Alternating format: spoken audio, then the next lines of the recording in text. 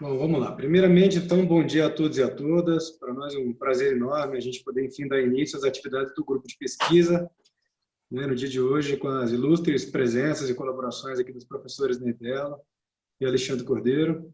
É para nós uma satisfação enorme. O grupo de pesquisa, como muitos de vocês já sabem, ele já tem, o que, André? Mais ou menos 2 anos já de existência? Isso, Quase 2 anos. né? E ao longo desses 2 anos, a dinâmica do grupo tem sido encontros mensais, em que a gente faz discussões mais dinâmicas, em cima de casos concretos, recebendo também convidados que falam sobre temas sempre relacionados à lavagem de dinheiro, né? Então, neste ano de 2020, nós iniciamos aqui com os professores Ney e Alexandre, para a gente tentar tratar também dessa dinâmica, com recortes um pouco distintos, né? O professor Alexandre vai trazer uma análise sobre medidas investigativas e produção de provas no âmbito do CAD, né? E a gente vai poder discutir aqui de que forma que essas provas são eventualmente compartilhadas para processos judiciais que tenham um viés de lavagem de dinheiro, ainda que não seja esse o objeto do CAD, evidentemente, todos sabem, mas o professor Alexandre vai conseguir explicar como que essas provas são produzidas, e o professor Ney Belo para uma análise sobre a tipologia da lavagem de dinheiro, também tratando sobre a judicialização dessas provas, mas evidentemente que os professores ficam inteiramente à vontade para abordar os assuntos da forma que melhor entenderem. E o professor André também, como grande especialista no assunto, vai dar suas contribuições também ao longo da palestra e ao final.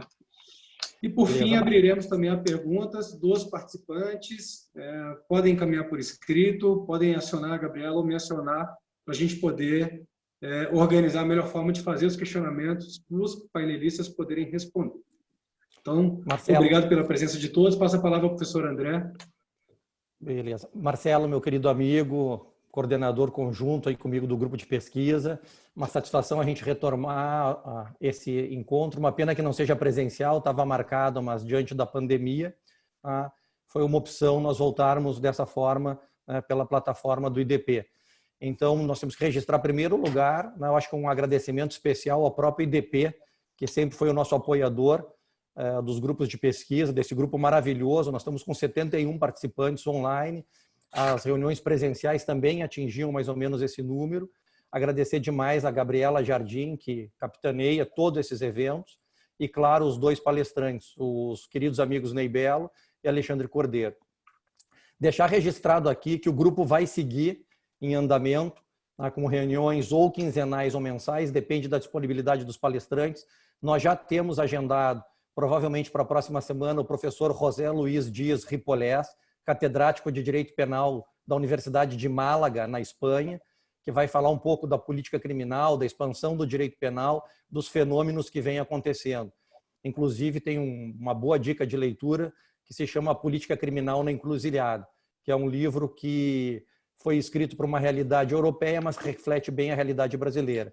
Também estamos em negociações, professor Ney, que eu acho que é de grande interesse, principalmente sobre lavagem, com o professor Isidoro Blanco Cordeiro, que para mim é um dos maiores autores, tem um dos melhores livros sobre lavagem de dinheiro. O professor Isidoro está disposto a participar conosco e também está confirmando a sua presença provavelmente para a primeira semana de maio. Então, nós temos aí uma sequência boa de encontros, de reuniões, e desse grupo a gente espera que saiam bons artigos jurídicos, que é uma ideia que eu e o Marcelo tínhamos tido, de termos publicações em seguida para que o grupo possa produzir cientificamente e, em seguida, nós termos uma coletânea de artigos jurídicos. Para não me alongar mais, uma vez mais, eu renovo os agradecimentos aos dois brilhantes colegas, tenho certeza que as palestras serão enriquecedoras e a gente está aberto para as intervenções. Eu tenho inúmeros questionamentos aí, vou deixar para o final. Marcelo, meu querido amigo, uma vez mais, a gratidão por estar sempre junto comigo aí, pela parceria desse grupo maravilhoso. Vamos em frente aí. Eu não sei qual dos dois quer começar com a palestra, o professor Ney ou o professor Alexandre. Bom, antes, deixa eu começar, não com a palestra, mas pelo menos os agradecimentos. Eu queria, primeiro, agradecer o Marcelo e o André, grandes amigos, e que eu tenho uma admiração muito grande, que para mim são referências aí na área de direito criminal. Sei o quanto é importante o grupo de pesquisa. Eu, há um tempo atrás, coordenava um grupo de pesquisa em direito concorrencial. Quem me ajudava, inclusive, era o Pedro Ivo. Então, a gente tinha um carinho muito grande pelo grupo, tinham muitas pessoas participando, mas aí, devido às questões profissionais e os compromissos assumidos no CAD, a gente acabou desativando o grupo. E esse grupo teve como um resultado um livro que foi publicado sobre artigos, tópicos especiais do direito concorrencial feitos pelos participantes do grupo. Então, é uma questão bem legal que eu incentivo aí esse grupo que faça, né? O livro não era para venda, mas foi distribuído em vários locais. Inclusive, tem exemplares aqui para vocês, inclusive. Queria cumprimentar o desembargador Ney Belo, dizer que é uma satisfação dividir, não dá para dizer que é a mesma mesa mais, né, mas dividir a mesma câmera, mesmo Zoom. Agradecer aí a participação. E dizer que esse tema, quando a gente começou a publicar que ia falar de lavagem de dinheiro, eu que não sou um cara da área do direito criminal, muita gente me perguntou: o que você vai fazer lá, Alexandre? Por que tu vai falar de lavagem de dinheiro? E aí foi isso que o Marcelo Turbay disse: eu não vou falar de lavagem de dinheiro. A gente vai conversar um pouco sobre prova emprestada e a gente vai conversar um pouco sobre técnicas de investigação. Como essas investigações no âmbito do direito administrativo sancionador podem ajudar o direito criminal e desses ilícitos todos que a gente está tratando como cartel, corrupção, fraude à licitação, todos têm, muitas vezes, como pano de fundo a própria lavagem de dinheiro, porque a gente eles precisam legalizar esse dinheiro para poder usar posteriormente. Eu queria, fazendo só essa introdução, eu queria deixar para o Ney Belo, não sei se ele quer iniciar, o que é que eu inicie, o que ele prefere. Pode. A autoridade para mim é igual, mas não, imagina. A autoridade é o Turbay com essa barba, então pode começar, Alexandre. Você já começou, vai em frente. Para mim é um prazer, uma honra te ouvir. Tá bom, obrigado. Eu tenho 20 minutos para falar e depois para a pergunta. Depois o Ney Belo fala 20, a gente vai para a pergunta, é isso? Isso, mais ou menos em torno disso. Tá, então vou startar o relógio aqui, desconsidera um monte de bobagem que eu falei, começa agora o tempo, tá? Tem muita coisa para dizer, beleza? Antes não menos importante, ao contrário, mais importante que todo mundo está aqui, é a Gabriela. Viu, Gabriela? Obrigado por você ter organizado isso aí tudo, sempre eficiente, com muito carinho você faz tudo. Obrigado, tá? Obrigada, professor. Gente, olha só, a gente tem bastante pessoas participando e antes, eu não sei, possivelmente quase todo mundo é do direito penal, mas eu queria só dar um panorama geral sobre algumas coisas que a gente vai tratar. Então, quando a gente começa a falar desses ilícitos, a gente sabe da importância que tem o processo de investigação desses ilícitos. A gente sabe que ilícito de corrupção, de lavagem de dinheiro, cartel, não são ilícitos fáceis de se investigar porque, em regra, são ilícitos que não deixam vestígios, né? Não é igual a um homicídio, que você tem a arma, você tem o corpo, você tem a possibilidade de fazer alguns exames, né, de corpo de delito e descobrir a materialidade ali. Ninguém hoje dá recibo de corrupção, ninguém faz contrato de cartel. Algum tempo atrás ainda fazia, né? Alguns casos interessantes no CAD, a gente tem como o caso daquela operação do Tatu Tênis Clube, eu posso até colocar aqui para vocês depois, que fizeram um contrato, na verdade, era um contrato de um campeonato de tênis com o nome dos jogadores de tênis, representando cada empresa para dividir os contratos de licitação que tinham nas obras no Brasil. Isso aconteceu não tem muito tempo, tem uns 2 anos, 3 anos, que a gente startou essa investigação. E a gente só conseguiu descobrir isso porque ele teve uma leniência, que é um dos métodos de investigação que a gente usa, né? E a leniência, o beneficiário da leniência veio demonstrar exatamente o que estava acontecendo, o que significava aquele contrato, que depois foi objeto de busca e apreensão. Então, o direito administrativo sancionador ele tem umas características diferentes do direito penal. Isso facilita um dos elementos que aumentam o enforcement e aumenta o efeito dissuasório da autoridade.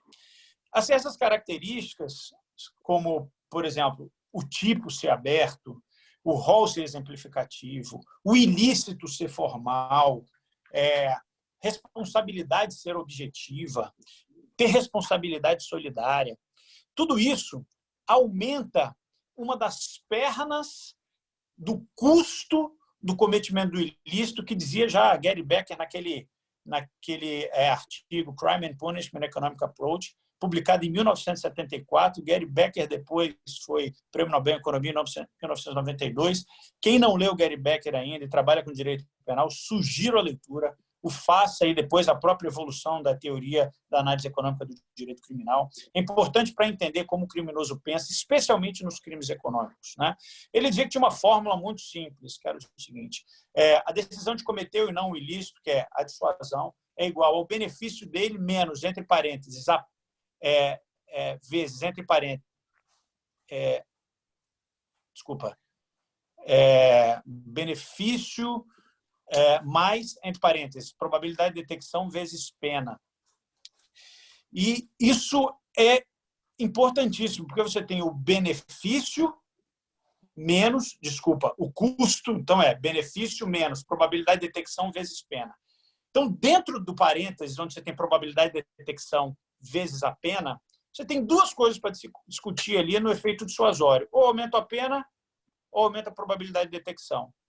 E quando a gente está falando de probabilidade de detecção, nós estamos falando de persecução, inclusive. Então, várias pessoas que pensam, não, estou tendo muito furto aqui, eu preciso diminuir a quantidade de furto, vamos aumentar a pena do furto. Nem sempre é isso. Às vezes é ideal você mexer na probabilidade de detecção. Isso quer dizer mexer no próprio processo de persecução, a forma como se faz. Isso, pela fórmula de Gary Becker, é óbvio, você aumenta o custo e, portanto, você tem duas coisas: ou você aumenta o efeito dissuasório, você tem que aumentar o prêmio do ilícito para poder compensar e valer a pena você realmente cometer o ilícito. E o que nós estamos dizendo é isso: no direito administrativo sancionador, você tem uma persecução mais fácil de se fazer do que no direito criminal, por conta dessas características que eu acabei de dizer. E entre essas características está, por exemplo, a responsabilidade subjetiva, o tipo aberto e o rol exemplificativo, como a gente falou anteriormente. Então, quando eu começo um processo de persecução administrativa dentro do CAD, a gente é óbvio que tem isso em mente. A gente sabe, inclusive, de alguns conceitos do direito penal que muitas vezes a gente traz para dentro do direito administrativo, e é normal fazer, porque afinal nós estamos falando de conduta.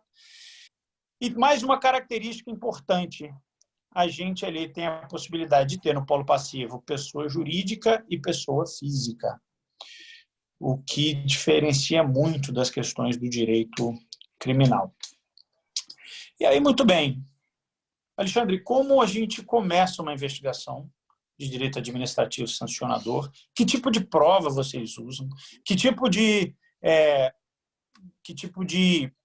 instrumentos de investigação vocês têm? Então, todo o processo de investigação, no CAD, a gente tem alguns princípios, como a necessidade de se ter um equilíbrio entre diferentes estratégias, a criatividade, a proatividade, se valer das experiências dos casos anteriores e, hoje, mais do que nunca, um sistema de inteligência. Então, basicamente, a gente divide os nossos instrumentos de investigação em dois: o proativo e o colaborativo. Proativo é aquele que nós investigamos com os nossos instrumentos, como busca e apreensão, como o sistema cérebro, que eu vou dizer para vocês daqui um pouco, como estudos econômicos. E o colaborativo é aquele que se vale de delações premiadas, que no nosso caso a gente chama de acordos de leniência ou termos de compromisso de cessação.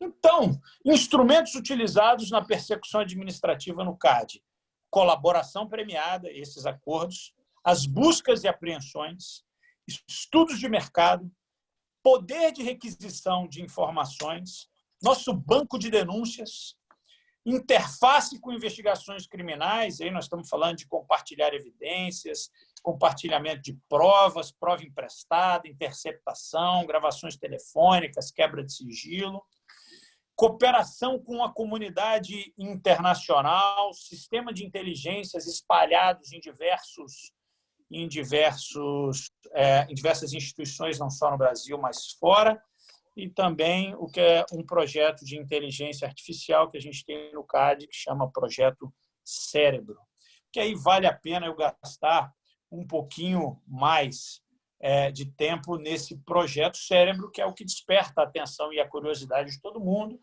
Esse projeto e esse sistema, a gente tem ido... tínhamos, né? A gente ia bastante para várias outras jurisdições explicar como a gente conseguiu fazer isso e qual a importância, quais os resultados que a gente tem, que é o seguinte: é um sistema de inteligência artificial em que o CAD criou um algoritmo, ele tem uma excelente base de dados, como Comprasnet e uma série de outras, Receita Federal e uma série de outras bases, que a gente montou um algoritmo que a gente cruza essas informações para, do outro lado, sair um resultado que nos possa indicar se em determinada licitação ou leilão tem ou não uma colusão. Mas e como é que é feito isso? De onde vocês tiraram isso? Nós tiramos isso de uma pesquisadora que chama Abrantes Metz, da NYU, que desenvolveu essa metodologia para o mercado de peixe congelado nos Estados Unidos. Eu não sei se eu consigo aqui, eu estou no celular, estava preparado para fazer no computador, mas eu não sei se eu consigo compartilhar uma tela aqui com vocês pelo celular. Será que dá? Que aí eu colocava Deixa eu ver se eu consigo compartilhar conteúdo aqui. Professor, veja se tem a opção Share Screen para o senhor. Hã? A opção Share Screen no seu celular. Desculpa, não, cortou agora que você falou. No celular, veja se tem a opção Share Screen para compartilhar a sua tela, porque no computador... Share Screen. Tem que compartilhar conteúdo. Eu vou ter que entrar no Google... dá para vir no Google Drive aqui. Eu estava salvado no arquivos aqui. Deixa eu ver. Não. Espera aí, gente, desculpa, mas eu achava que isso ia ser bem importante se eu colocasse isso aqui para vocês. Aqui, ó, deixa eu entrar no Google Drive aqui.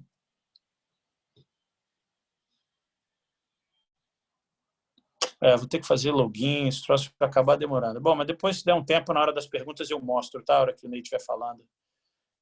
Não tem problema. Bom, o que é esse projeto? Ele faz uma série de cruzamentos de dados. Então, a gente tem uma base de dados importante em que a gente, a partir dali, faz testes de screening, que são testes econômicos, para comparar propostas em relação a propostas de licitação. A gente faz um cruzamento para saber quem são os sócios, quem foram os sócios das empresas. A gente faz um cruzamento para saber de onde os bids estão sendo dados, o IP do computador, o valor dos lances, os erros de português, ou seja, uma infinidade de dados que, no final, nos demonstra o seguinte: não existe nenhuma explicação que não seja uma colusão para que tenha chegado a esse resultado na licitação. E, a partir disso, o que não é necessariamente uma prova, mas começam os indícios, a gente começa a coletar outras provas. Vamos ao judiciário, pedimos uma autorização para fazer uma busca e apreensão, a gente senta com o Ministério Público e com a Polícia Federal para startar uma investigação criminal, e aí a gente faz as duas investigações ao mesmo tempo, tanto a administrativa quanto a criminal, compartilhando provas e, evidentemente, tudo com autorização judicial, porque todas as provas do direito administrativo que são compartilhadas com o criminal e o caminho inverso também é verdade, devem ser autorizadas judicialmente. Então, a gente começa a fazer esse tipo de investigação. E o que se tem de importância? Qual a relevância desse método de investigação por inteligência artificial. A gente sabe que a gente tem uma série de dados na internet hoje e, como eu disse, a gente sabe que tem a gente sabe que esses ilícitos são difíceis de serem descobertos. Então, tem uma discussão no mundo interessantíssima, que foi o que aconteceu no Brasil há alguns anos atrás com a Lava Jato, que é a importância da leniência e das delações premiadas para esse tipo de procedimento. Sabe que isso mudou o Brasil, isso muda a forma de investigação. Nada melhor do que você ter dentro, você descobrir um ilícito, ser alguém dentro da organização criminosa, trazer todas as informações para você. E muitas vezes não traz a prova, mas traz a informação que faz com que você chegue a essa prova posteriormente. Então, isso no mundo já tem sido feito há muitos anos e no Brasil começou agora com a Lava Jato, fora o CAD, que já fazia isso desde 2003. A primeira leniência que a gente fez foi com o cartel de Britas em 2000, o cartel, na verdade, dos vigilantes, no Rio Grande do Sul, em 2003. Então, já há mais de 15 anos a gente faz as leniências. E hoje no mundo tem uma discussão importantíssima, que é a queda do número de leniências. É um fenômeno que tem acontecido nos Estados Unidos e na União Europeia. Enquanto o CAD, ano passado, fez 13 leniências, e considerando as colaborações premiadas e os TCCs todos foram 50, os Estados Unidos fez 3, 4 na área de direito antitruste. Europa, a mesma coisa. Então, veja como isso está muito ainda quente no Brasil e como o CAD tem feito bastante. Arrisco dizer, inclusive, que em termos de colaboração premiada, e aí considerando leniência e TCC, o CAD é a instituição que mais fez no Brasil nos últimos 4, 5 anos. Em 2019, em 2018, foram 72, se não me engano. Ou seja, é um número realmente muito, muito alto. E uma das coisas que se discutem no mundo é por que as leniências vêm caindo. Esse instrumento de investigação vem diminuindo muito a quantidade. Será que está acabando, deixando de ter início? Está faltando uma confiança a mais nas instituições que assinam as leniências? Um dos diagnósticos é que falta investigação proativa. Para startar a corrida da leniência, e aí a teoria dos jogos explica isso, é necessário que dentro da organização criminosa esteja embutida a possibilidade de ser pego. E quem chega primeiro bebe água limpa. Essa é a corrida da leniência. O incentivo para a leniência é o seguinte: eu só me entrego e faço a delação se houver a possibilidade de eu ser pego. Porque se eu estou num safe harbor, onde eu não tenho nenhuma possibilidade de ser pego, qual é o motivo de eu fazer a leniência? E uma das coisas que aumenta a possibilidade de detecção, evidentemente, é instrumentos proativos de investigação. É a possibilidade de escuta telefônica, é a possibilidade de sistemas de inteligência, de bases de dados, de algoritmos, de interceptação, de busca e apreensão, como eu falei. Quando existe essa possibilidade e uma desconfiança dentro da própria organização criminosa, com uma estrutura de incentivos em que quem chega primeiro tem o maior benefício e quem chega em segundo e em terceiro tem que minimizar o prejuízo posteriormente, você starta a corrida da leniência e aí, portanto, começa toda a persecução administrativa de uma maneira muito robusta. Você, através dos estudos econômicos, dos testes de screening, para mostrar que ali realmente existem indícios, e isso chega à organização criminosa, que gera uma insegurança e uma falta de estabilidade nessa relação, starta-se a corrida da leniência. E, a partir daí, você começa a buscar novas formas de investigação proativa, que seria, portanto, uma busca e apreensão. Fazer prova espelho, conseguir documentos, o mesmo documento em empresas distintas, o que começam a fundamentar e robustecer todo esse processo. Essa busca e apreensão, por exemplo, ou as provas oriundas do direito criminal, ou do direito administrativo para o direito criminal, elas podem ser feitas de maneira individual ou podem ser feitas de maneira conjunta. Muitas das buscas e apreensões feitas pelo CAD são feitas do que a gente chama de modelo criminal. O cartel, pelo fato de ser um ilícito administrativo e também um ilícito criminal, muitas vezes a busca e a apreensão é feita dentro do inquérito na esfera penal, e a busca e apreensão é feita pelo Ministério Público ou pela Polícia Federal, com a participação do CAD como auxiliar da Justiça. E a decisão da busca e apreensão, muitas vezes, já vem a autorização para compartilhamento dessas provas e a autorização do CAD para poder extrair cópia de tudo e levar para o seu inquérito administrativo. A outra forma de se fazer, muitas vezes, é por investigação separada. O CAD faz o que a gente chama de busca civil, consegue a autorização judicial e traz a busca e apreensão, todas as provas da busca e apreensão, para o processo administrativo. E, a partir da notícia que se tem um inquérito administrativo aberto no CAD de cartel, o Ministério Público solicita o compartilhamento dessas provas e aí sim a gente compartilha as provas. Em regra, os ilícitos de cartel estão atrelados à corrupção, fraude à licitação e, portanto, no fim do dia, até a lavagem de dinheiro. E uma das perguntas que possivelmente vai acabar aparecendo, eu já vou até responder agora, mas vem cá, se a busca e apreensão foi feita para cartel, ela pode ser usada para lavagem de dinheiro? Ela pode ser usada para o ilícito de corrupção? Sim, ela pode ser usada, não há problema nenhum.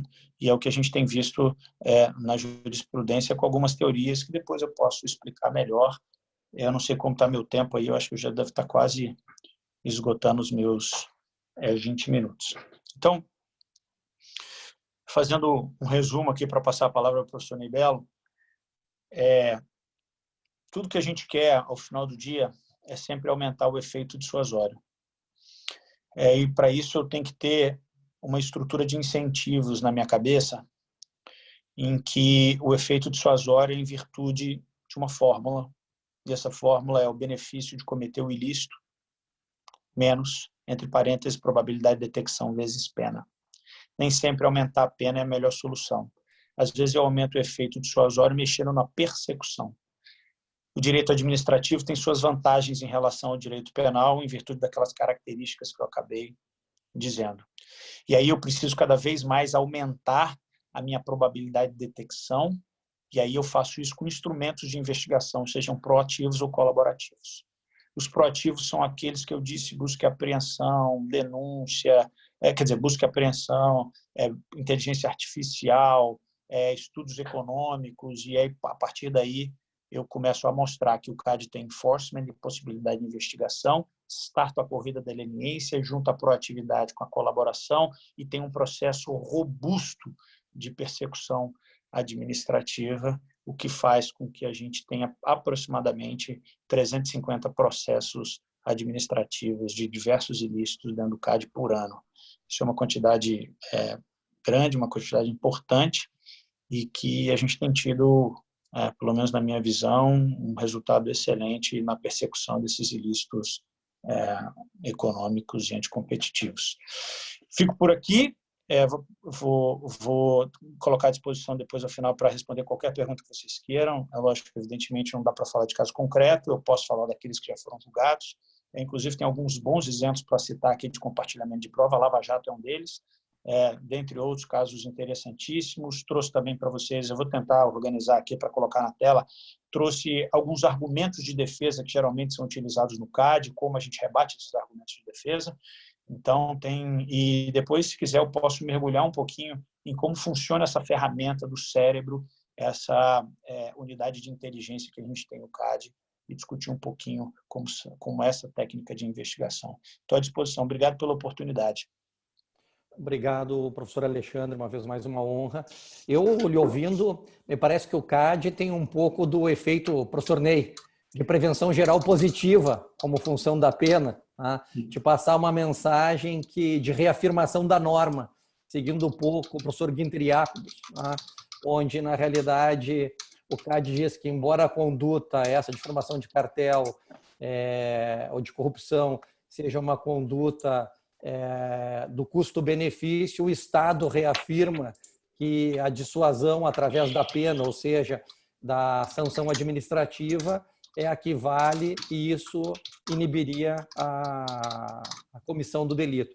Mas eu deixo depois as considerações finais. Eu acho que o professor Ney tem muito a contribuir também agora com a sua palestra. Não sei se o professor Marcelo quer fazer alguma intervenção, mas Alexandre foi excelente, como não deixaria de ser, não, 2 vezes nesse cargo aí, que nos honra ter a tua presença como superintendente-geral do CAD e com toda essa expertise nas investigações, ainda mais na experiência internacional que tu tens com as outras universidades.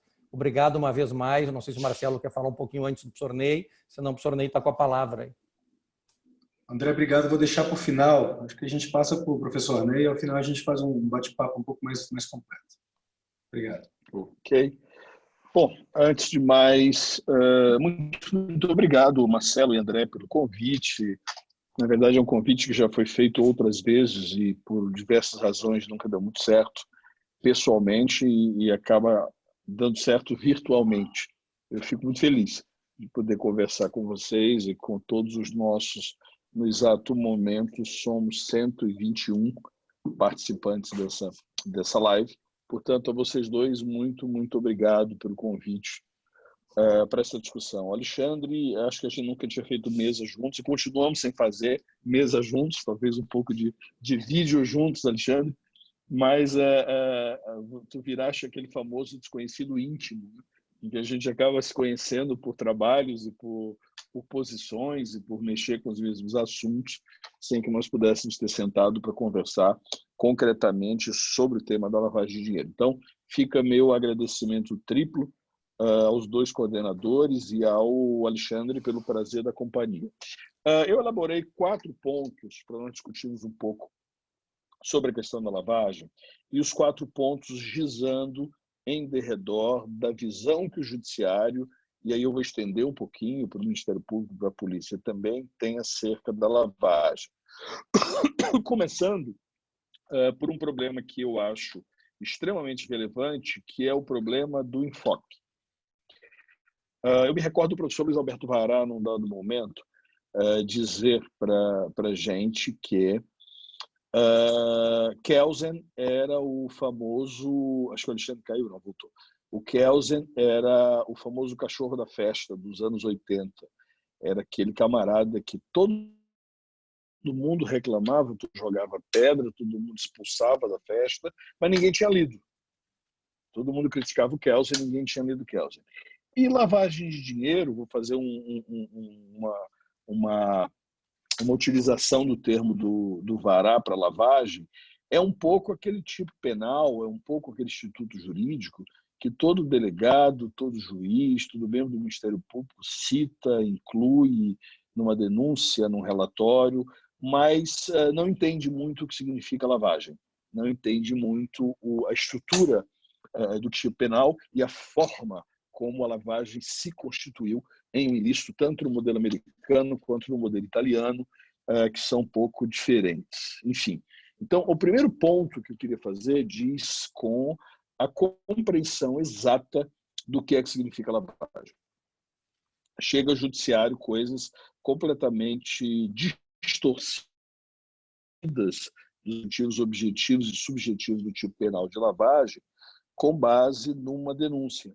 A lavagem virou, num dado momento, exaurimento do crime de corrupção passiva.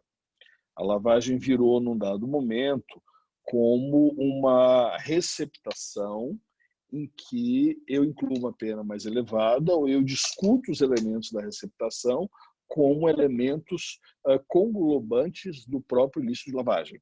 E uma terceira coisa que facilmente a gente percebe é que a ideia originária lá das lavanderias de Chicago, que deram origem ao termo usual com o qual nós trabalhamos, que é lavagem, ficaram abandonadas, que é o desconhecimento dos setores públicos, da origem daquele capital e da própria propriedade dele.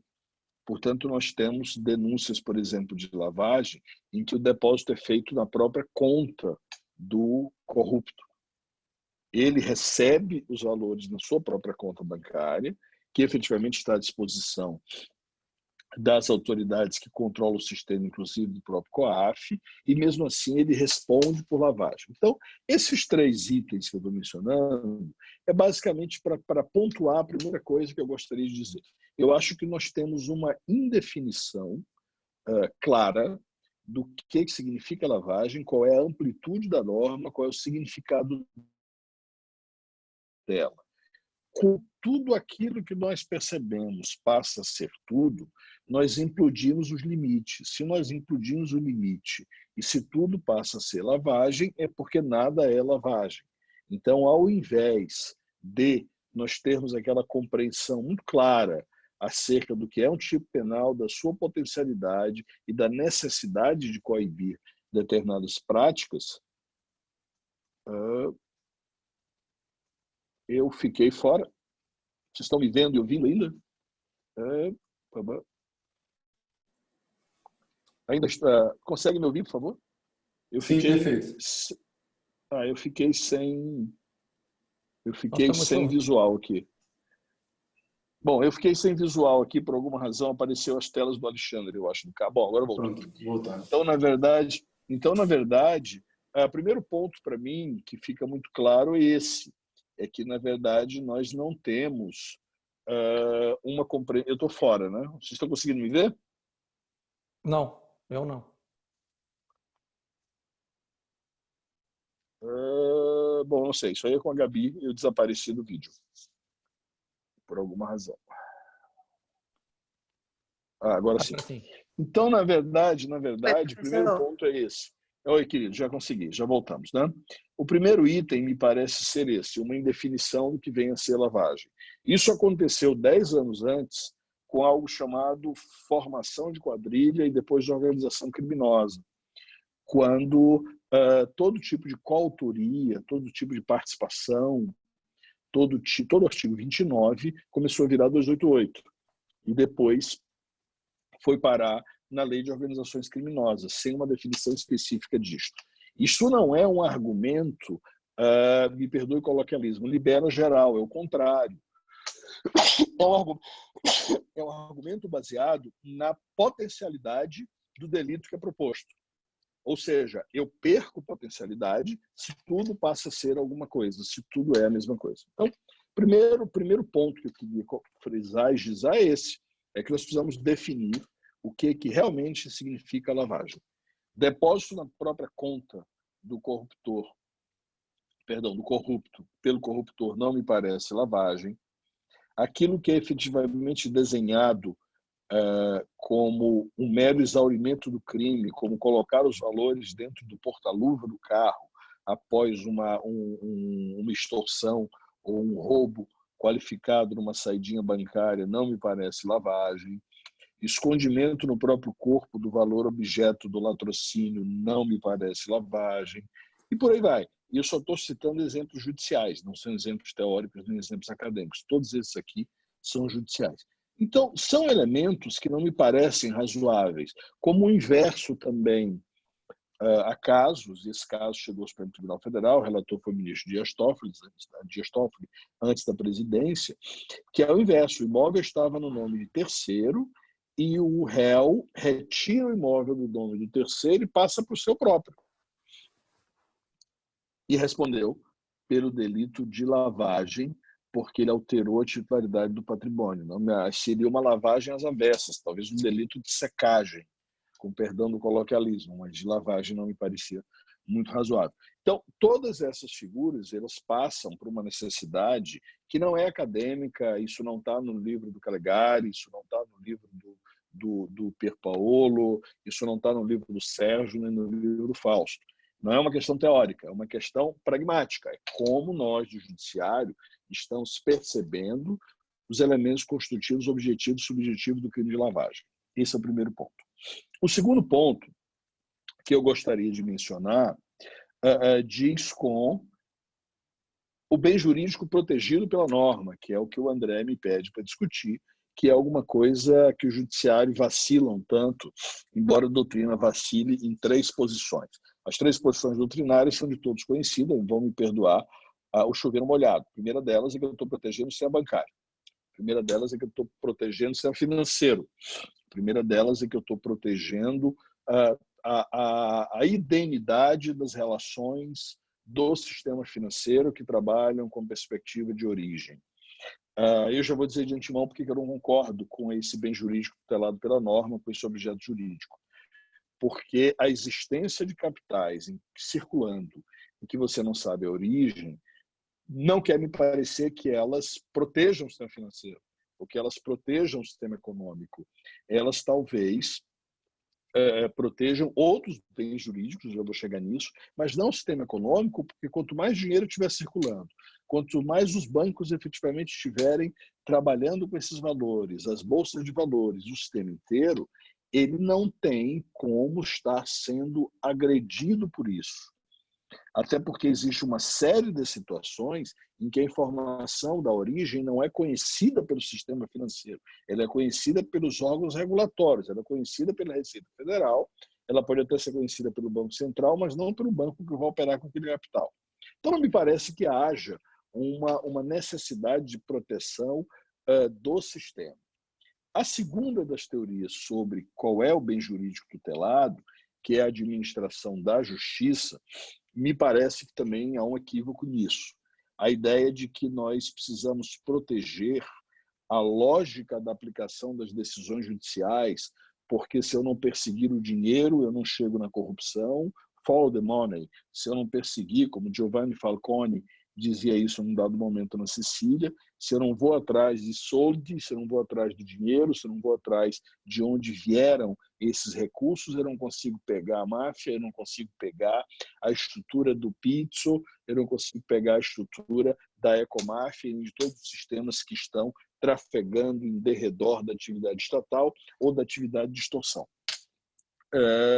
Não me parece que seja assim, porque se eu raciocinar dessa maneira, todo e qualquer delito, em última análise, é contra a administração da justiça.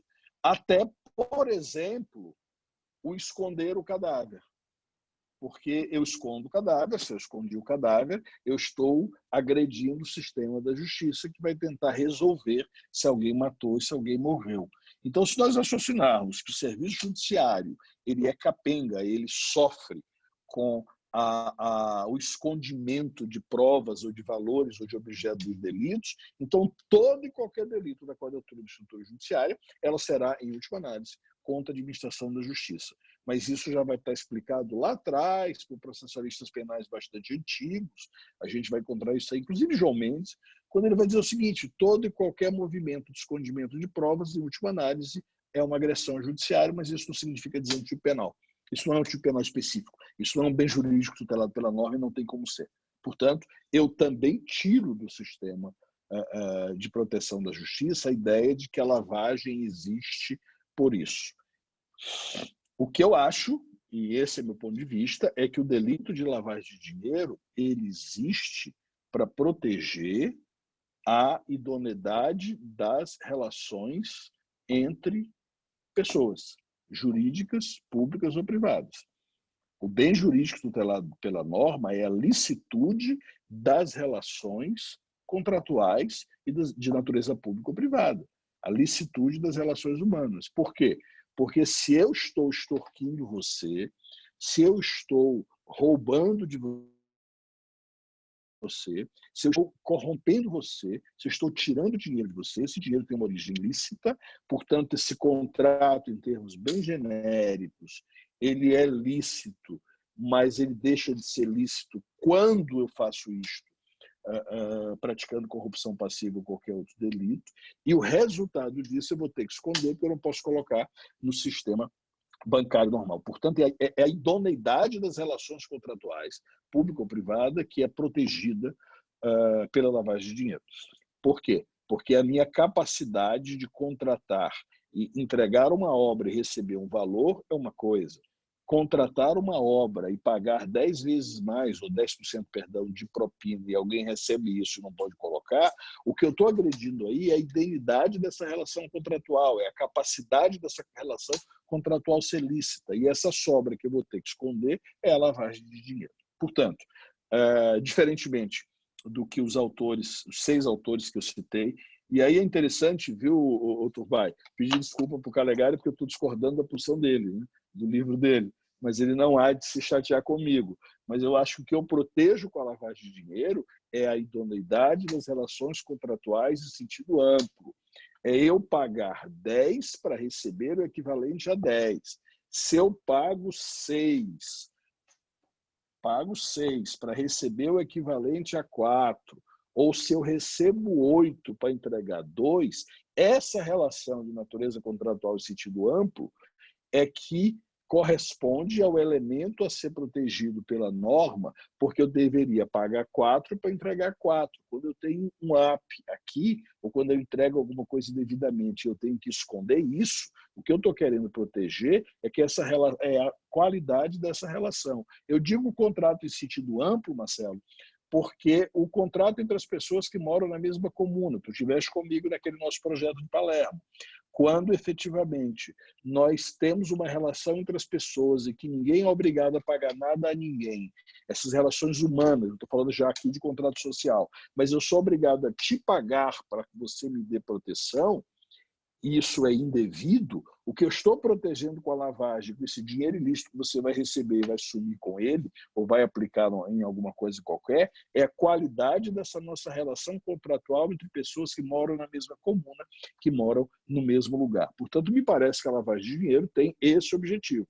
A idoneidade das relações contratuais em sentido amplo é isso que ela protege.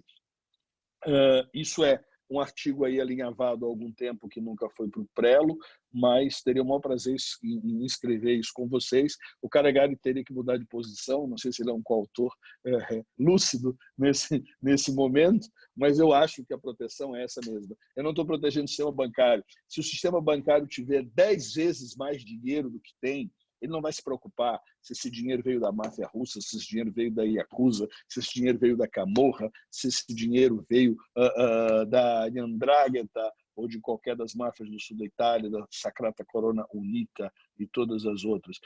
Ele não se sente protegido com a lavagem de dinheiro. Não é esse sistema. O que eu estou protegendo é a idoneidade das relações contratuais em sentido amplo. Eu pago 5 para receber 5. Eu vivo com as pessoas sem que uma mande em mim, que ninguém faça extorsão. Eu elejo as pessoas para governarem sem pagar propina. Então, a qualidade dessa relação é que a lavagem de dinheiro vai proteger, segundo o meu ponto de vista. Bom, o terceiro ponto que eu gostaria de mencionar ainda com relação à lavagem diz com um conceito que o Greco discorda, e aí o Marcelo vai saber do que eu estou falando, o Calegari também, e os nossos amigos, que é a ideia da cegueira deliberada, que a gente pode raciocinar de duas maneiras. Primeiro, a cegueira como existência de um dolo eventual, ausência de dolo. O Greco nega esse conceito porque ele acha que a cegueira é um conceito razoável dentro do Código Penal alemão, mas que ele não encontra contrapartida dentro do modelo brasileiro, porque o 29 vai nos permitir que tudo seja com autoria, então eu não tenho que falar de cegueira, porque eu vou estar contribuindo para um resultado específico que venha a acontecer. Mas vamos pegar pelo menos um primeiro raciocínio sobre o que seria essa cegueira, para tratar basicamente de algo sem definir se isso é cegueira deliberada, se não é, se isso é ausência de dolo, se isso é dolo eventual, ou se isto é a participação objetiva sem elemento constitutivo subjetivo do tipo penal para o qual você adere. Que é a seguinte: eu recebo um valor para fazer um depósito, mas eu não sei do que é isto. O meu chefe me pede, deposita esse cheque aí na tua conta e saca para mim, porque eu não posso sair do escritório agora. Isso é muito comum na Operação Sanguessuga, Calegari. Eu não sei se algum de vocês dois advogou na Operação Sanguessuga, que era a operação referente à máfia das ambulâncias, Mato Grosso do Sul. Isso deu mais ou menos, Alexandre, uns 800 a 900 processos. Eu devo ter sido relator de mais de 200 e por aí vários foram. O que eu estou tratando basicamente é do quê? Eu sou assessor de um parlamentar. O parlamentar recebe um dinheiro para fazer uma emenda para comprar uma ambulância para uma cidadezinha do sul do seu estado. Ele recebe esses R$30 mil para fazer a emenda e manda depositar na conta do seu assessor. O assessor deposita na conta, espera o cheque compensar, pega os 30 mil e entrega para o deputado. Isso não aconteceu nenhuma, nem duas, nem 10, aconteceu mais de 100 vezes. A pergunta é, esse assessor, ele comete um delito de lavagem com autoria ou não? Em tese, o deputado não quis que o dinheiro viesse para sua conta, porque evidentemente era corrupção ativa / passiva. Ele usa a conta do seu subalterno para fazê-lo, que efetivamente se permite isto por diversas razões.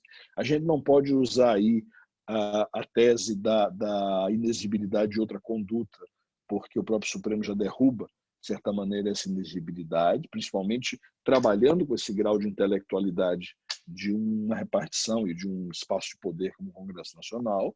Mas eu tenho um problema sério, que é a existência de uma conta bancária de terceiro para regularizar, para lavar, para limpar, para dar aparência de licitude ou para esconder um valor que terceira pessoa recebeu. Evidentemente que esse assessor não pergunta de onde vem esse dinheiro. Evidentemente que esse assessor não pergunta, doutor, mas isso aí não é aquele dinheiro para a gente fazer uma emenda X? Evidentemente que esse assessor não trata do assunto lícito e ilícito. Ele só deposita, espera o cheque compensar e entrega o dinheiro. Qual é a amplitude dessa responsabilidade? Qual é a dimensão dessa responsabilidade? Nós temos 3 posições da jurisprudência brasileira. A primeira delas é coautoria no crime de lavagem. Foi o instrumento para o escondimento de valores, fazer com que a Receita Federal não percebesse que os valores eram devidos ao ex-parlamentar, o parlamentar à época, e também faz parte de toda uma estrutura de não permitir que a corrupção passiva seja desenhada. Até porque vem vários argumentos. Eu nunca vi tanto parente de assessor fazendo cirurgia numa mesma época quanto na época do seu processo. Por quê? Porque todo mundo efetivamente usava esse argumento, Alexandre. Não, mas o fulano de tal entregou esses valores para mim porque a minha mãe precisava fazer uma cirurgia, eu precisava resolver um problema de saúde, eu tinha um problema pessoal muito grande. Então vem toda uma série de argumentação para justificar isso, que nada mais era do que uma lavagem pura e simples. O que eu estou querendo discutir aqui é, esse é meu terceiro ponto, qual é a amplitude da responsabilidade do assessor que faz isso? Eu posso considerar isto uma ausência de dolo, eu posso considerar isto uma cegueira deliberada, eu não quero saber de onde isso vem. E qual o limite da cegueira deliberada no modelo dogmático penal da parte geral do nosso Código Penal, ou eu simplesmente não tenho ideia do que é, não saber, mas se eu não fizer, eu serei demitido, e isso faz parte do meu limite de atividade. Enfim, os 3 posicionamentos são coautoria de lavagem, sim, a autoria é você tentar lavar dinheiro, o primeiro ponto. O segundo, o inexigibilidade recebeu uma fim sem noção.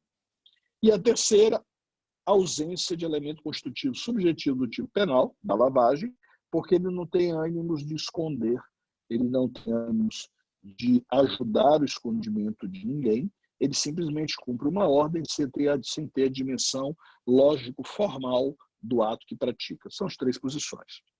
Eu tenho acordos no sentido da terceira, tá? No sentido da ausência de elemento constitutivo subjetivo do tipo penal, não da inexigibilidade de conduta diversa, porque se eu chegar para o Marcelo e disser o seguinte, olha, eu preciso que você deposite na sua conta esse valor X e me entregue em dinheiro porque eu preciso e ponto, ou se ele fizer o inverso, o tamanho das relações ou da compreensão lógico-intelectual que a gente tem sobre os fatos não permite que eu raciocine que ele não pode dizer não ou que eu não possa dizer não no sentido inverso. E também não quer me parecer coautoria de lavagem nesse sentido. As condenações que nós temos lá na terceira turma em coautoria é quando o assessor deposita os 30 mil, mas fica com 5 para ele próprio. Entendeu, Alexandre? Ele deposita os 30 mil, mas 5 são dele. Ele pega uma comissão pela utilização da própria conta. Aí não tem como, quer me parecer, que não tem como abstrair o raciocínio da existência da lavagem. Mas, nesse sentido, me parece que a doutrina brasileira, a jurisprudência brasileira, ela tergiversa muito quanto ao elemento subjetivo, quanto à responsabilidade criminal daquele que pratica determinados atos e de que maneira isso se encarta no conceito de lavagem de capitais, no conceito de escondimento que é endógeno ao crime de lavagem.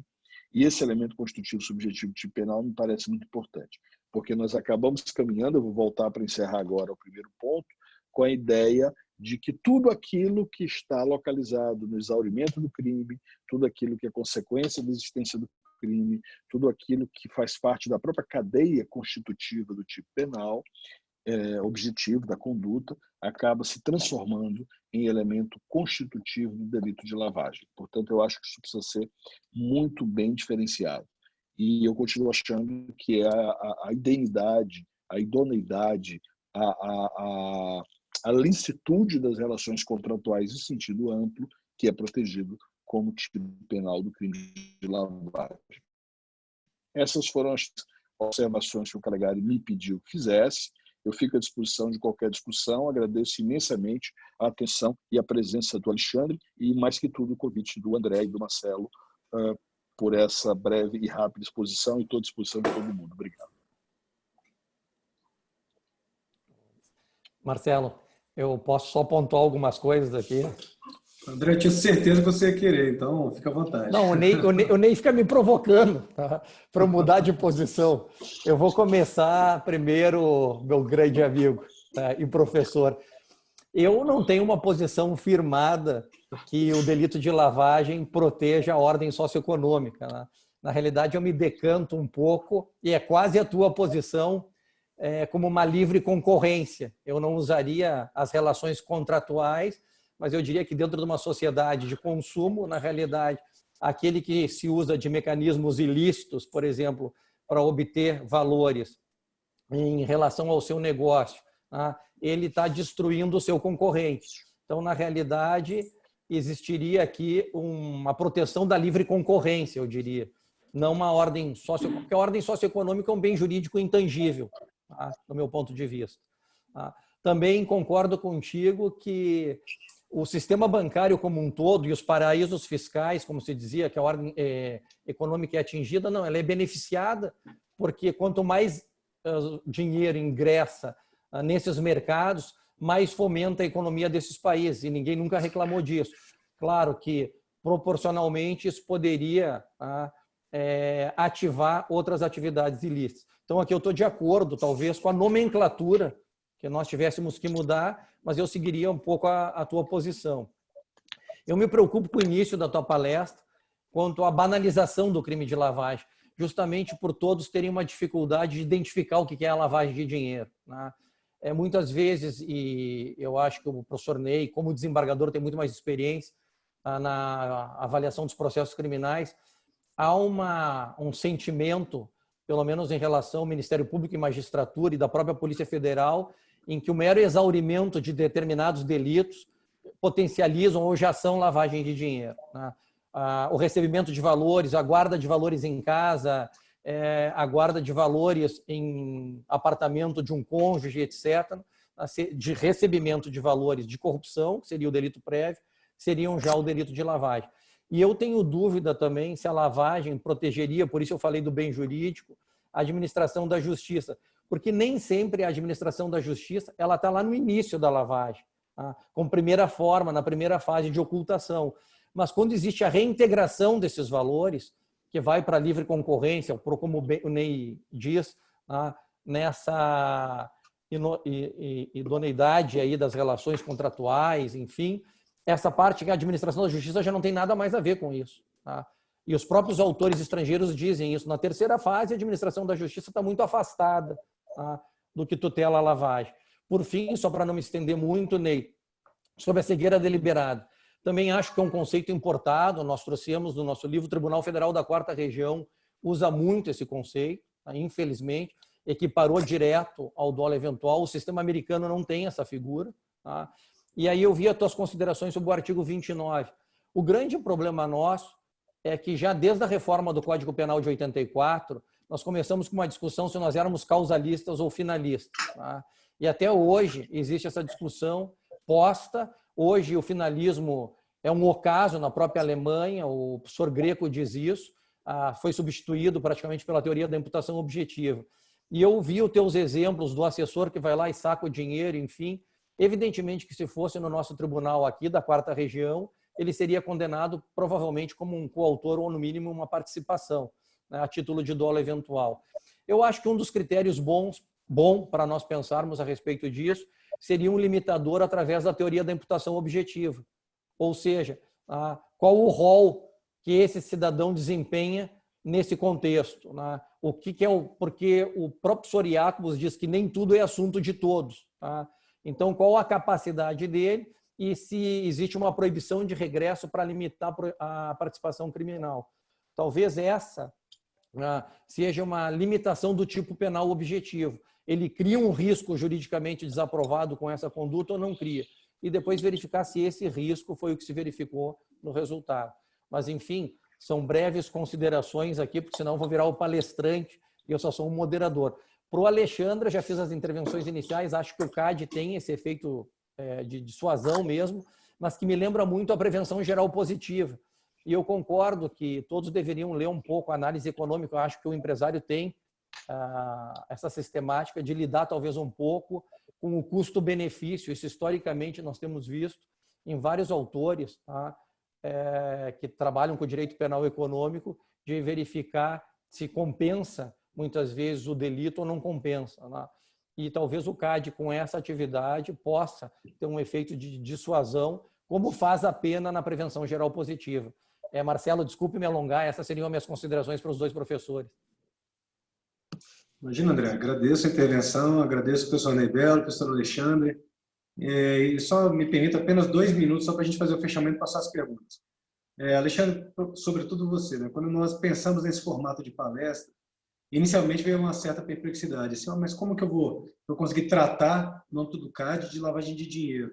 Mas como nós sabíamos, né, André, que a discussão fatalmente chegaria à questão da proteção ao bem jurídico, nós imaginamos que o CAD ele entraria como talvez o grande órgão de direito administrativo sancionador hoje no Brasil. Você trouxe dados que comprovam isso, mas ele é muito pertinente a gente discutir um pouco de CAD dentro dessa lógica do direito administrativo sancionador versus direito penal no que se refere à lavagem, porque me parece que protegendo como bem jurídico a idoneidade das relações contratuais, que é a proposta do professor Ney, a coisa toda volta ao CAD.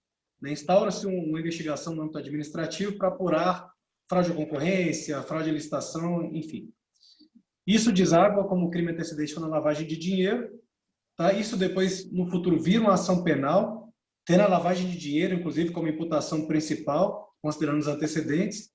E depois, isso acaba retornando ao CAD na forma de ataque à livre concorrência. Como? Aquele dinheiro que vem de uma corrupção, eventualmente, de uma fraude à licitação, de um contrato superfaturado, que vira uma lavagem de dinheiro e é branqueado, internalizado novamente na economia, isso é o que vai irrigar, no futuro muito próximo, um novo ataque à livre concorrência, que é o objeto de interesse do CAD.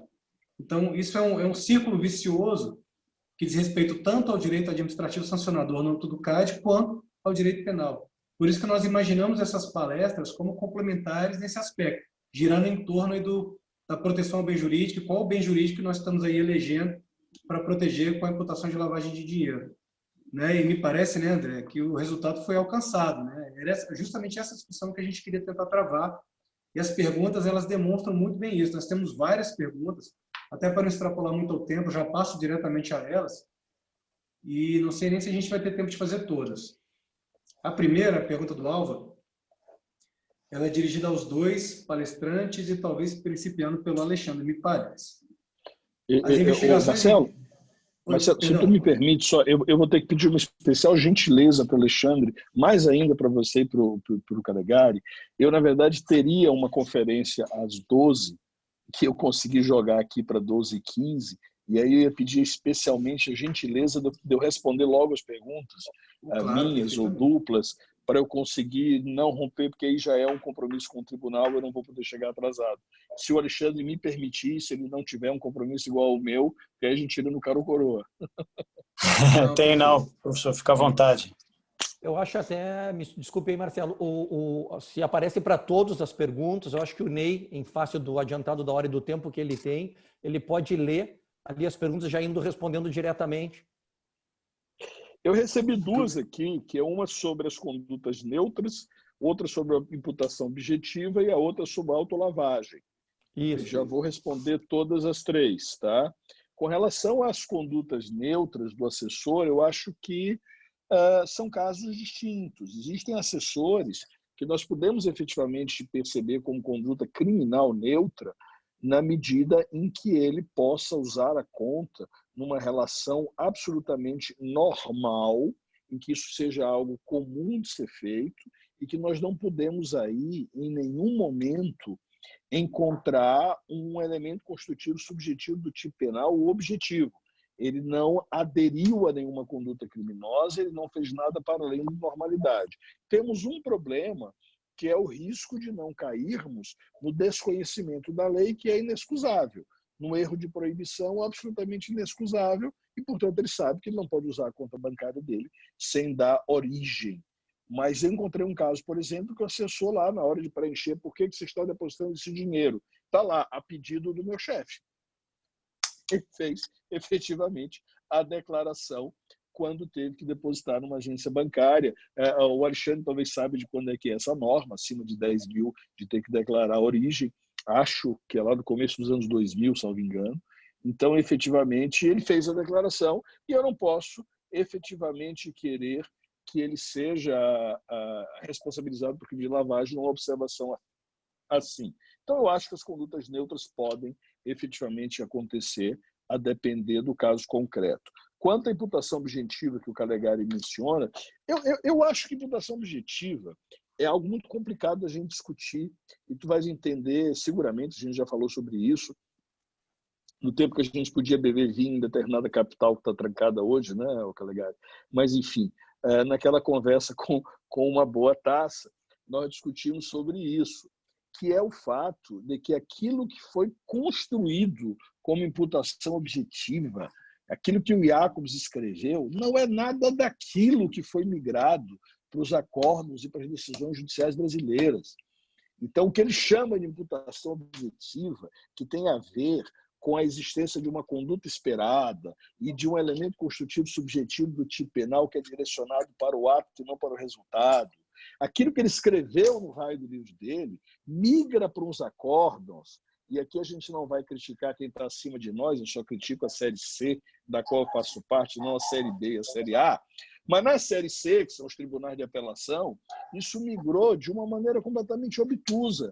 A responsabilidade, a imputação objetiva dele virou, na verdade, responsabilidade sem culpa, virou responsabilidade sem conduta, virou responsabilidade sem tipo penal objetivo e subjetivo. O Marcelo sabe do que ele está falando, porque ele já teve um debate comigo sobre isso. Então, isso, para mim, é um problema mais grave, Alexandre. É de falta de compreensão doutrinária.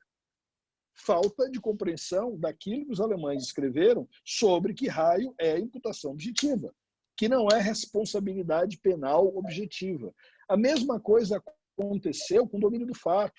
A mesma coisa aconteceu com direito penal do inimigo, porque nós conseguimos criar doutrinas em derredor de conceitos e, de certa maneira, Concessa venha ao Sidot, que fez um bom livro sobre isso, nós acabamos concluindo cegueira deliberada de uma maneira completamente diferente daquilo que os espanhóis trabalham e os alemães. O Greco é muito pontual nisso, e acho que ele está certo. Então, não é caso de imputação objetiva, a saída não é essa, a não ser que não a saída que a jurisprudência deu, mas talvez nós pudéssemos ler essa conduta neutra como uma imputação objetiva lá na compreensão do capítulo 4º lá do Jacobs, mas não aqui. Não na forma como a jurisprudência brasileira trabalha isso. Com relação à autolavagem, eu vou puxar uma discussão que, se o vinho palermitano não obnubilou o Turbay, ele vai lembrar muito bem disso. Tá? É o Coldevilla que faz essa pergunta, meu querido amigo, juiz da Vara Criminal de Brasília, de quem eu gosto muito. Prazer enorme você estar nos ouvindo, Coldevilla. Que diz respeito à autolavagem. Os italianos entenderam que eu não posso criminalizar lavagem de si próprio, dos seus próprios valores, porque a lavagem dos seus próprios valores é exaurimento de qualquer crime. A lavagem dos seus próprios valores está incluído na sequência natural de qualquer delito contra o patrimônio. Certo ou errado, essa é a posição italiana. O que eles fazem? Eles criam um crime de autolavagem. Porque eles acham que, dentro daquilo que eles construíram, a partir dos americanos, dos ingleses, da Convenção de Palermo, a lavagem não atinge o escondimento dos próprios valores. E aí eles criaram um crime de autolavagem. A forma como a legislação brasileira foi descrita, ela avança para além do texto original italiano, mas ela está aquém da autonomia da autolavagem criada por lei no estado na Itália. Portanto, eu acho que nós estamos a meio caminho.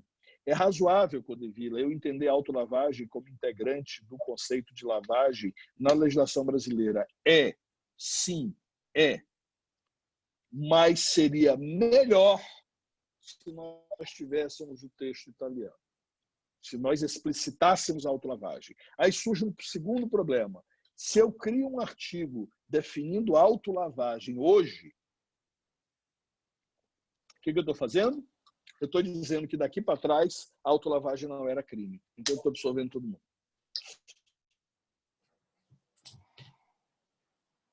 Isso é um problema.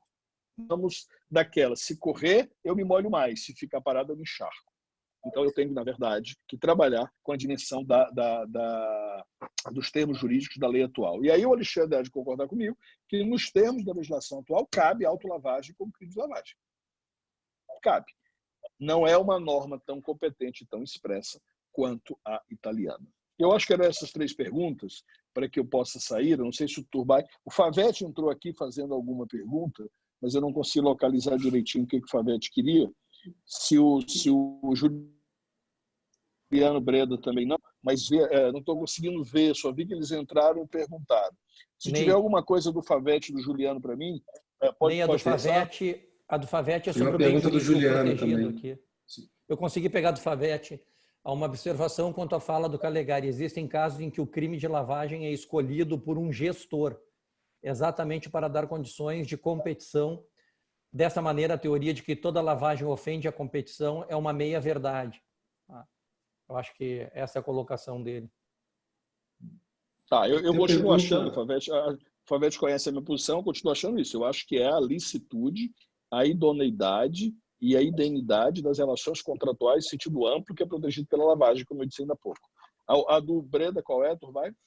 A do Breda é o seguinte, primeiramente cumprimentando o grande criminalista, conselheiro federal, grande estudioso que é o professor Juliano Breda. Parabéns a todos pelo excelente debate. Pergunta: a doutrina, em regra, exige a prática de ato comissivo para a caracterização da lavagem.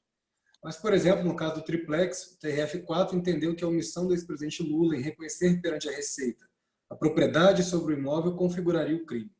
Qual a opinião do professor Ney Belo a respeito da condenação por lavagem em caso de omissão?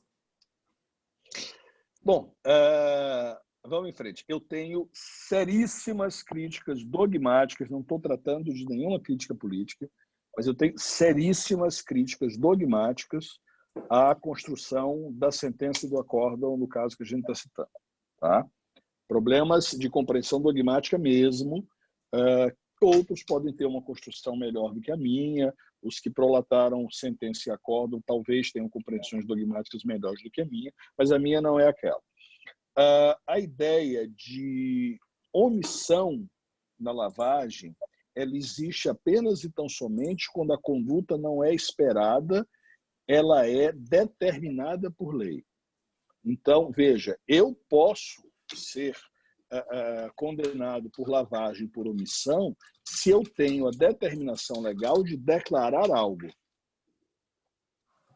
Se eu tenho a omissão de declarar, a determinação legal de declarar algo e não declaro, eu posso responder por omissão.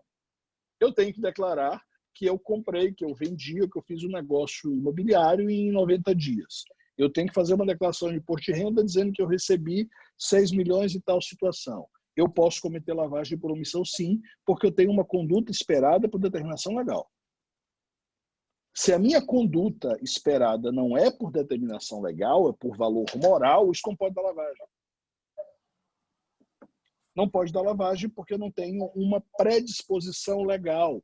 Eu não tenho uma determinação legal no sentido A e B. E como eu já escrevi sobre isso, eu não tenho nenhum prurito de dizer, eu sou convicto, dogmaticamente, não vou entrar em assunto político, dogmaticamente sou convicto que no caso do triplex não há lavagem. Tá? Não se configura, porque não fecha nem o tipo penal objetivo, nem o tipo penal subjetivo.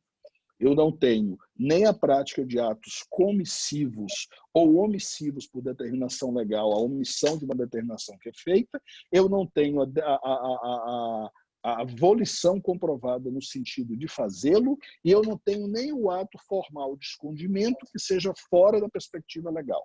Vamos trabalhar em termos bem abstracionais, em termos bem abstratos. Eu recebo o dinheiro e coloco dentro do cofre. Chega uma batida policial na minha casa e diz, você vai responder por lavagem, você está escondendo isso. Mas escondendo como? Isso aí é o meu cofre, é onde eu guardo as minhas coisas. A lavagem tem um elemento esconder, que é um elemento do desdobramento normal das coisas. Quando eu não rompo o desdobramento normal e não tenho uma norma que me determine que assim eu devo fazer, eu não tenho como caracterizar a lavagem.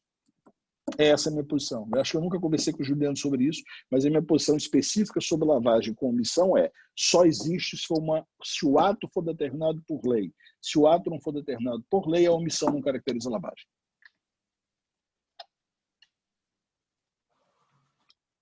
Ok? Eu acho que para o Ney, para nós podermos liberá-lo, eu acho que eram essas perguntas, né? Tem bem mais umas 10, viu, professor, na verdade, então, mas em razão do tempo, infelizmente, não vai ser possível. Tá, me faz mais. Pega umas duas aí rápidas e eu vou chegar atrasado lá no outro painel. Vamos lá. Não, Ney, eu vou fazer então. Eu vou fazer. Vira e mexe, existem projetos de lei tramitando no Congresso Nacional, querendo criminalizar os denominados honorários maculados, que seriam os proventos recebidos, tá? Os valores recebidos pelo advogado quando exerce o seu munus na advocacia e recebe valores oriundos do cliente. Tá? Evidentemente que o advogado não é um garante do Estado para verificar qual é a origem. Se esses valores são do Caixa 2, são lícitos, são provenientes de atividade criminosa ou não. E aí eu vou um pouquinho além, que tu disseste, bom, a teoria da imputação objetiva é importada de forma equivocada.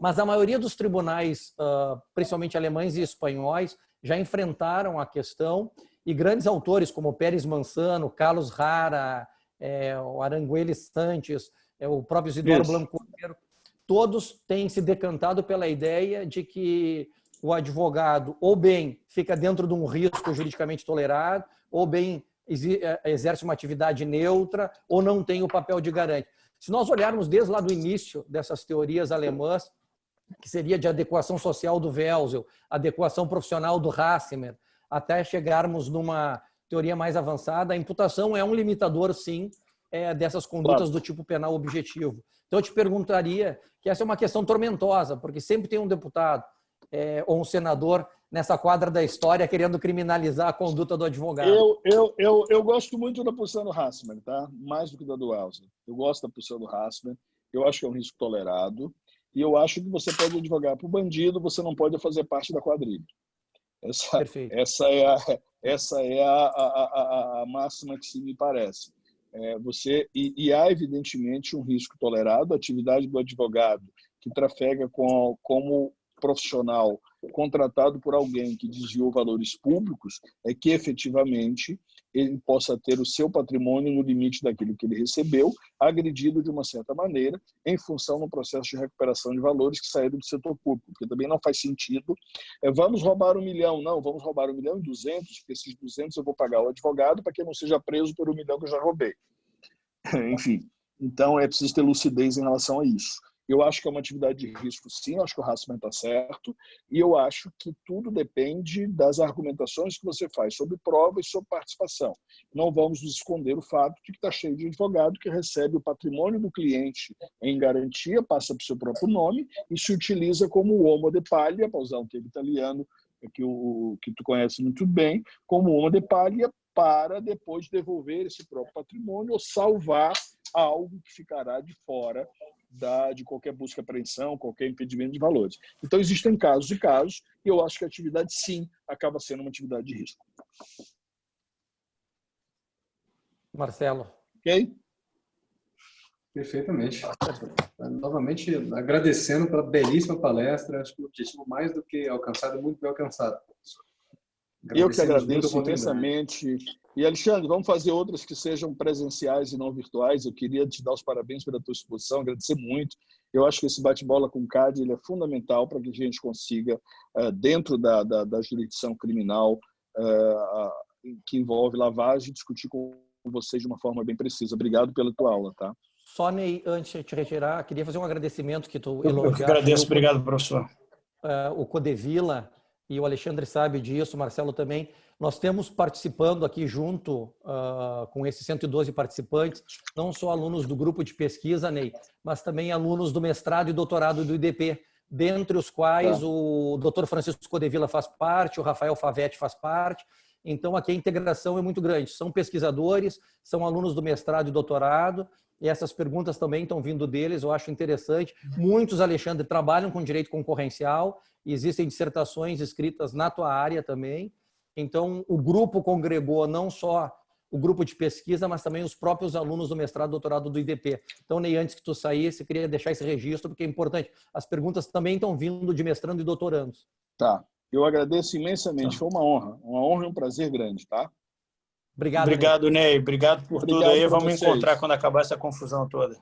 Vamos sim, Alexandre. Obrigado por tudo. Desculpa sair mais cedo.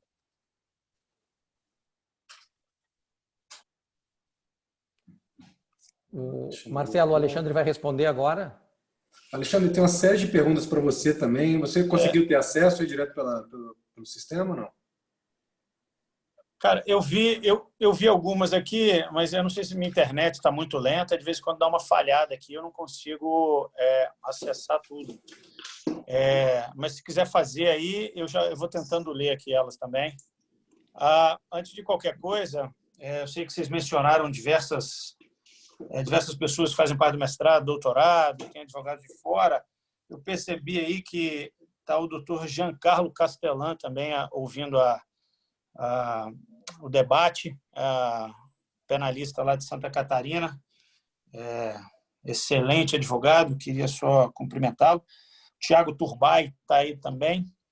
Eu percebi, não sei se você conhece o Marcelo Turbay, o Tiago. Parece que é uma pessoa que você conhece muito. 36 Rafael Favetti, grande amigo, e a imprensa também está presente aí. Eu vi o Caio da MLEX participando, daqui um pouco tem um monte de coisa no jornal aí, já da MLEX.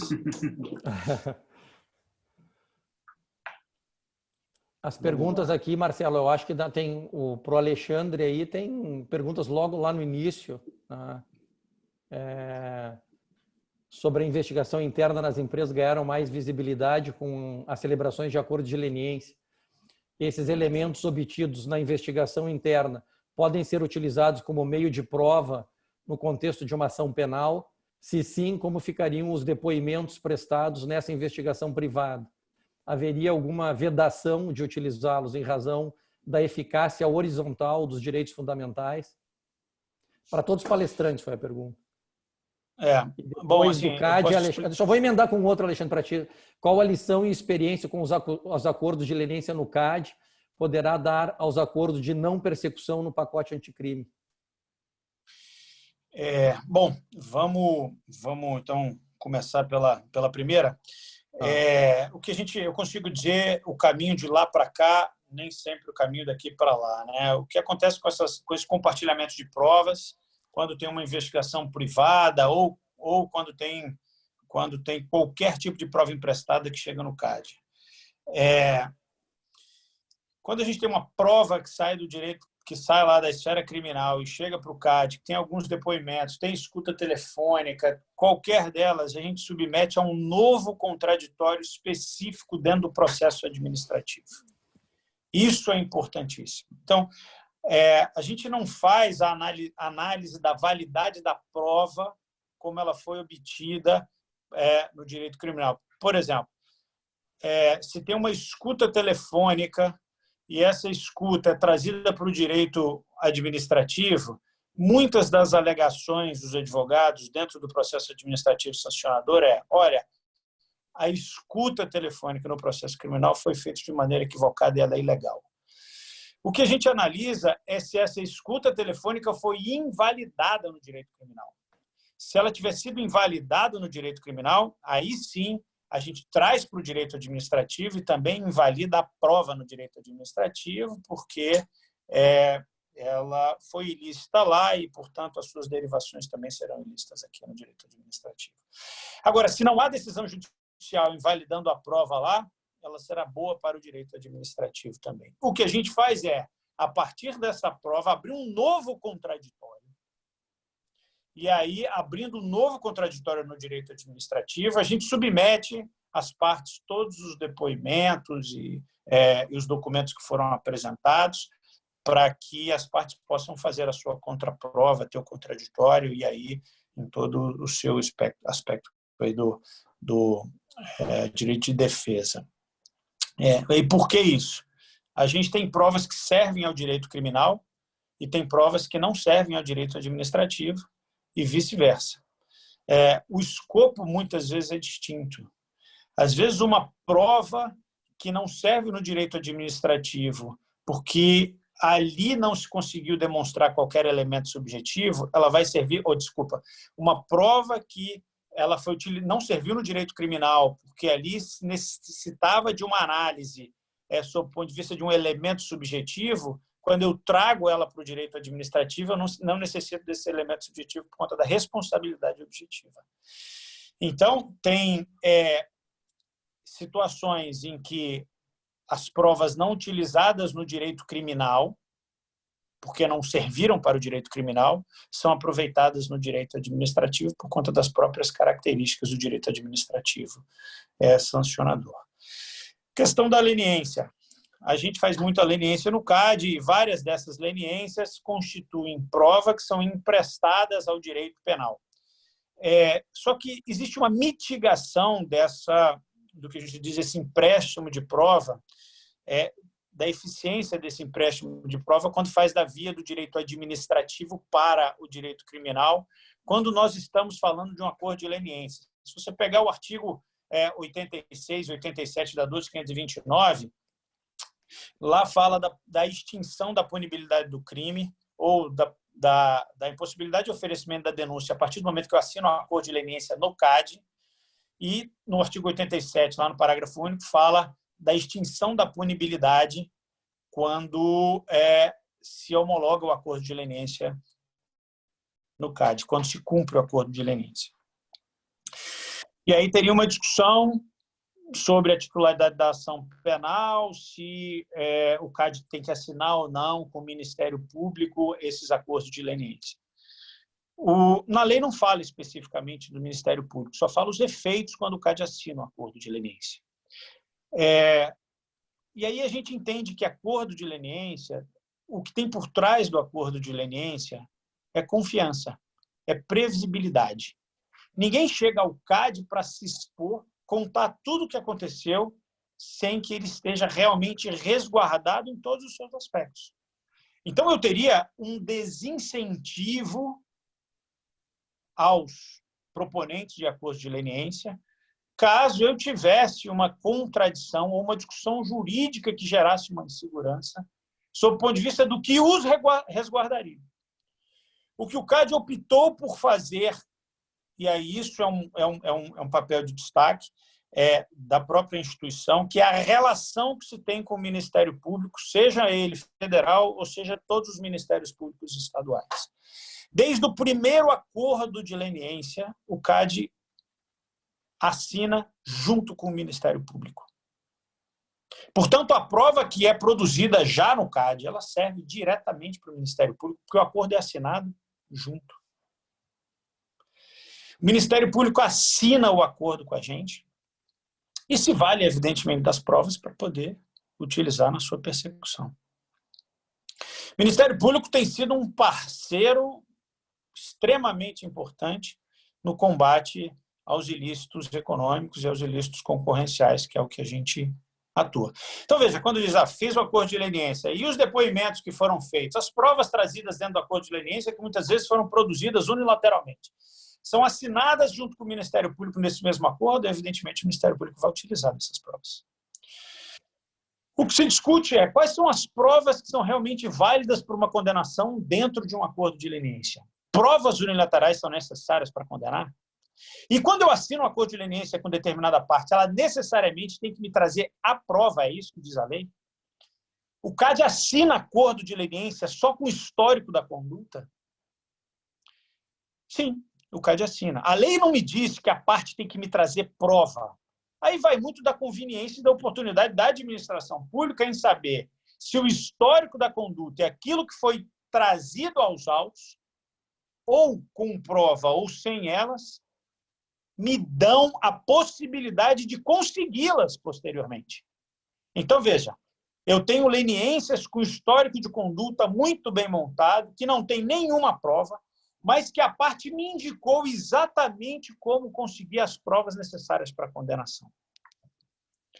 Evidentemente que condutas ou provas unilaterais, produzidas unilaterais, que não dá para ser confirmada, que não há espelho, o seu valor probatório fica muito mitigado e difícil de se condenar. O que, em regra, se faz é, a partir de um acordo de leniência com ou sem provas, se desencadeia uma série de investigações com diversos outros instrumentos em que a gente consegue comprovar tudo aquilo que foi apresentado no acordo de leniência e, a partir daí, ter um processo robusto e formar a convicção de quem vai julgar. E aí, entrando já na segunda pergunta, a experiência do acordo de leniência que o CAD tem para as outras instituições, primeiro o seguinte, é necessário se preservar a regra de ouro. Isso é o que se discute no mundo inteiro. Qualquer evento que eu vou em qualquer lugar do mundo que se trata de leniência, a gente precisa discutir a preservação da regra de ouro. E regra de ouro é o seguinte, o beneficiário da leniência nunca pode ficar em situação pior do que aquele que não contribuiu. Imagina, quem contribui já está se expondo, ou seja, correndo o risco, e aí, portanto, a necessidade de confiança na instituição, de previsibilidade do que vai acontecer com ele, e ele ter a certeza que ele jamais ficará pior do que aquele que não colaborou. Isso é o que a gente chama de regra de ouro. Então, a experiência principal que o CAD pode trazer para as outras instituições que têm feito acordos de leniência, como CGU, Ministério Público, CVM, Banco Central, é o seguinte, organize uma estrutura de incentivos e que starte a corrida de leniência, preserve a regra de ouro, dê segurança e previsibilidade para as partes.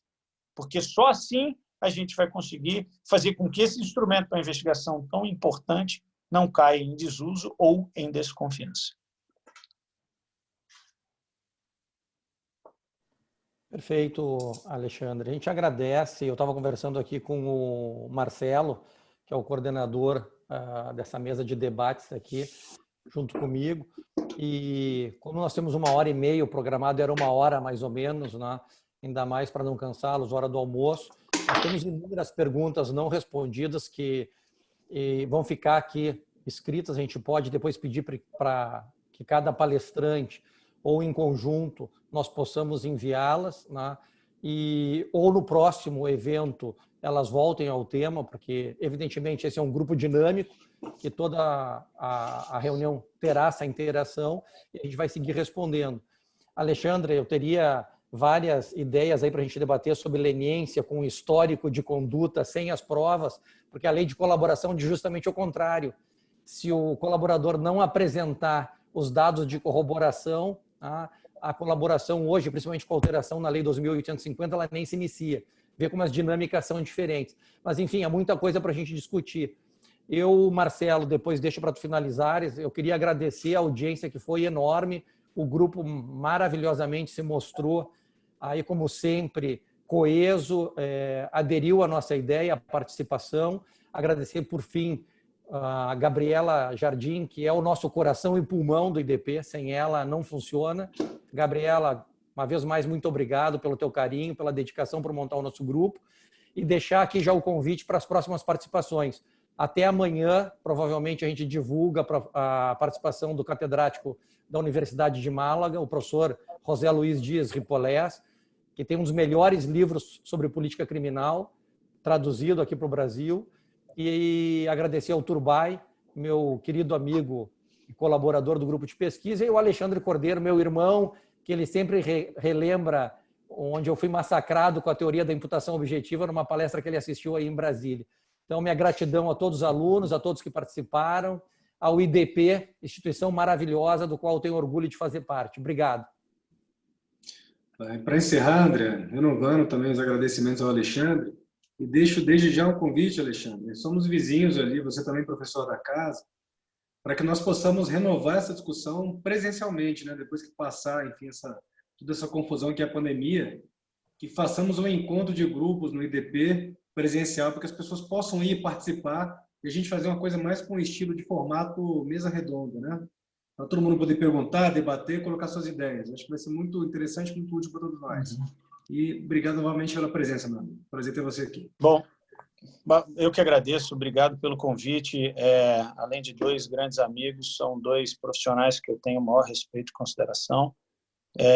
O IDP é sempre uma instituição fantástica. Eu tenho o maior orgulho de ser professor do IDP também. Tem muitos temas para serem discutidos. O tempo foi muito pequeno. Temas de técnicas de investigação, dava para mergulhar em cada um desses detalhes. Tem uma discussão importante sobre leniência, que é o que você começou a levantar aí, André, sobre realmente